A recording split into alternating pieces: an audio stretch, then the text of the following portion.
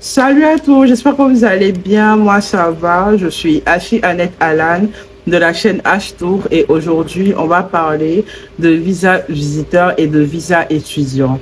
Donc, je fais cette vidéo parce que je fais la procédure des études et également la procédure du visa visiteur. Et il y a plein de personnes qui veulent, soit parce qu'ils n'ont pas ils sont pas très patients, ils pensent que le visa visiteur c'est plus rapide et tout, qui ont pour but vraiment de rester au Canada en fait, d'être résident, on va dire permanent au Canada et veulent opter pour le visa visiteur. Donc je vais donner un peu mes pensées, je vais dire un peu ce que je pense de de tout ça, si c'est bon d'immigrer avec le visa visiteur ou le visa étudiant. Voilà, pour une personne qui désire vraiment rester sur le territoire canadien.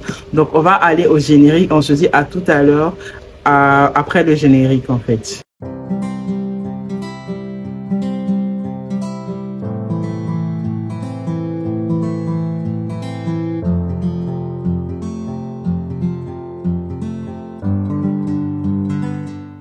Donc, nous sommes de retour. Bienvenue à tout un chacun. Merci à toutes ces personnes qui sont là depuis le début de la chaîne, qui continuent de regarder mes vidéos. J'espère que le contenu vous plaît. Si vous avez des recommandations de vidéos que vous souhaitez voir, n'hésitez pas à me les dire en commentaire. Et les nouvelles personnes, j'espère que le contenu aussi vous plaira.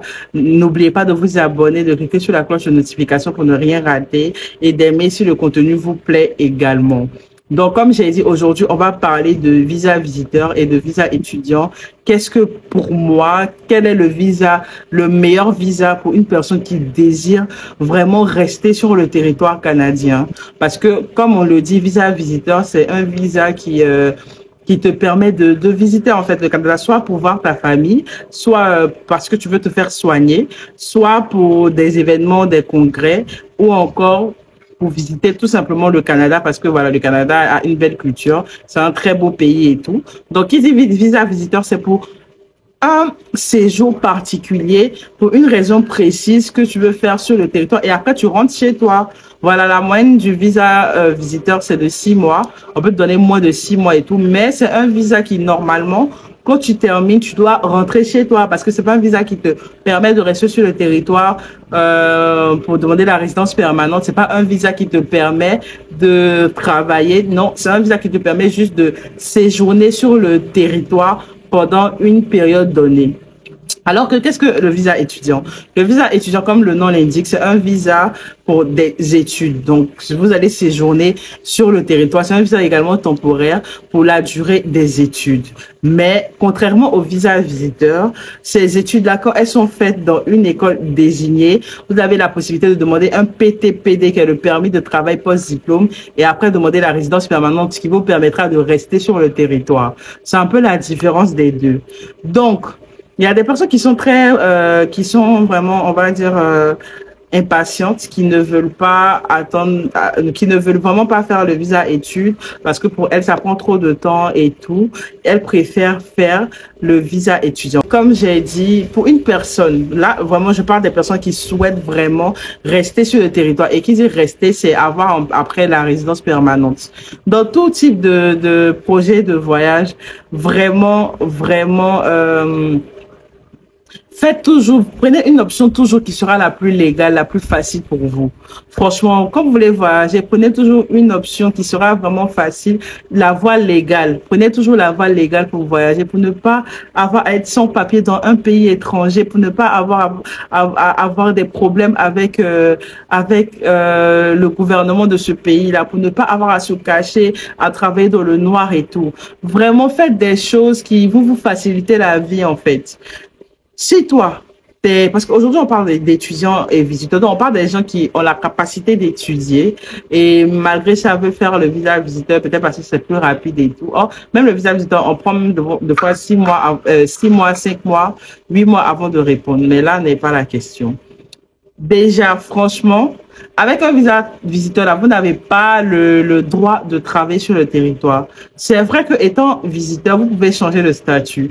C'est-à-dire que étant visiteur sur le territoire, vous pouvez chercher un contrat de travail, ce qui est très compliqué parce que c'est très compliqué de partir et chercher sur le territoire un contrat de travail. Beaucoup d'employeurs vont vraiment vous le refuser parce que beaucoup savent que c'est vraiment la tactique de plusieurs étrangers, donc ça ne facilite pas la vie pour les autres. Donc, quand vous partez sur un pied de supposition, c'est pas très bien parce que ça sous-entend que on peut vous donner un contrat de travail ou pas, mais il y a de fortes chances que vous ne l'ayez pas, ce contrat de travail-là. Mais il y a certains, eux, étant sur le territoire, étant visiteurs, et ils voient que voilà, ils veulent rester, ils font la demande de visa étudiant étant sur le territoire là-bas, pour pouvoir rester sur le territoire, étudier et tout. Là, ça va. Là, c'est légal. Et ça sera toujours la même procédure, même si vous étiez au pays, dans votre pays d'origine. Mais ça sera plus de dépenses, en fait, parce que vous allez dépenser pour faire la procédure du visa visiteur, et vous allez partir encore partir faire la procédure du visa étudiant parce qu'il y aura aucun changement, en fait.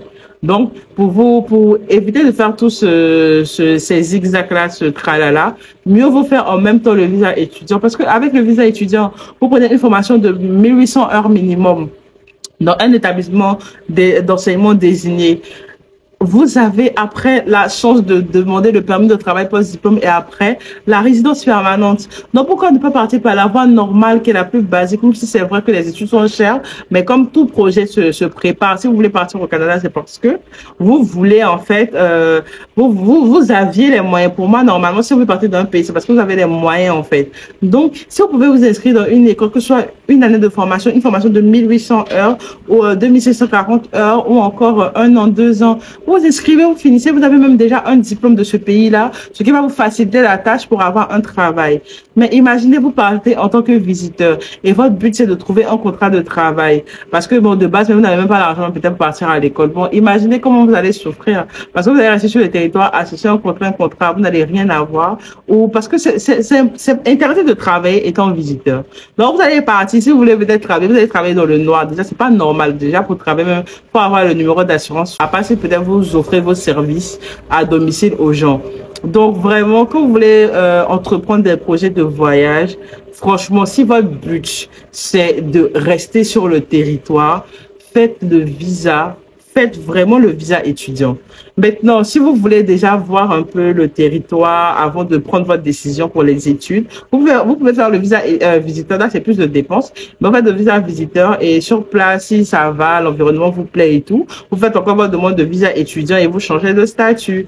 Mais ne faites pas le visa visiteur parce que votre but, c'est de rester sur le territoire. Ça risque de vous créer des soucis. Ça risque de vous créer vraiment des soucis, en fait. Et c'est vraiment pas chose aisée ou une bonne chose d'être dans un pays dans l'illégalité, dans un pays qui n'est pas chez vous, dans l'illégalité, vous êtes là, vous êtes stressé et tout. Non, vraiment laissez, si votre but c'est de rester sur le territoire et que vous avez un diplôme, au moins ce BEP, si vous avez fait le secondaire, faites le visa étudiant. On dit non, le visa étudiant est compliqué, le visa étudiant c'est difficile d'avoir, en même temps que c'est compliqué, en même temps qu'il y a des restrictions, il y a toujours des gens dans cette même période-là qui ont leur visa. Donc pourquoi pas vous, si des personnes ont leur visa actuellement, pourquoi vous ne l'aurez pas? Mais vraiment, laissez le visa visiteur. Si votre but vraiment c'est de rester sur le territoire, comme on dit, caler sur le territoire, laissez le visa visiteur parce que ça va vous compliquer la tâche, ça va vous créer des problèmes inutiles. Vous allez avoir l'attention, vous allez regretter les personnes qui vous ont aidé à faire votre procédure. Vous allez les détester inutilement. Vous allez être là-bas à court d'argent, souffrir parce que vous n'avez pas le droit de travailler. Alors que étudiant, vous avez la capacité de travailler 20 heures par semaine. Visiteur, ça sera pas le cas. Donc, évitez les détours et tout. Si votre but, c'est juste de visiter le Canada, vous voulez juste visiter, voir la beauté du Canada, voir votre famille, participer à un événement, faites le visa visiteur, là, c'est parfait. Vous finissez pour rentrer chez vous tranquillement. Alors, vous pouvez partir visiter l'espace Schengen, vous pouvez partir n'importe où. Si votre but, c'est de rester sur le territoire, faites le visa étudiant. Bah, votre but, c'est de rester vraiment sur le territoire. Vous voulez vraiment rester, vivre normalement au Canada et vous avez au moins le BEP, c'est un diplôme d'études secondaires et post-secondaire, faites le visa étudiant. Donc aujourd'hui, c'est vraiment ce que je voulais donner comme conseil parce qu'il y a plein de personnes qui m'écrivent, qui veulent vraiment faire le visa visiteur pour rester sur le territoire. Franchement, chacun ses objectifs, chacun ses projets, mais je ne suis vraiment pas pour cette optique-là parce que c'est un truc qui va vous rendre la tâche difficile. Donc, comme j'ai dit, j'assiste pour la procédure pour les personnes qui souhaitent étudier au Canada ou encore visiter le Canada. Donc, si vous avez besoin d'assistance pour votre procédure, vous me contactez à mon numéro en barre de description, le lien de mon WhatsApp et tout, et mon adresse mail. Et n'oubliez pas également de me suivre sur ma page Insta. C'est là-bas que je suis plus, au même nom H-Tour, qui est encore mis en barre de description. Et aussi, il y a la page TikTok et tout. Et on est de plus en plus nombreux sur la chaîne. Ça me fait énormément plaisir. Vraiment, merci beaucoup à vous tous. Ça me donne voilà l'envie de continuer à faire des vidéos et tout. Parce que j'ai fait des longues périodes sans poster. Je ne suis pas très régulière. On va dire, je n'étais pas très régulière. Mais je me suis dit que j'allais changer un peu de tactique et tout. J'ai de très bons contenus à vous partager dans les prochains jours. Déjà, il faut savoir que sur cette chaîne, on ne parlera pas que de Canada. Parce que depuis le début de la chaîne, je ne fais que parler de Canada et tout. Non, on va parler de différents pays, voilà, pour n'importe quel type de visa. Donc, merci. Passez une très bonne journée ou une agréable soirée. Et on se dit à très bientôt. N'oubliez pas de vous abonner, de cliquer sur la cloche de notification. Bisous.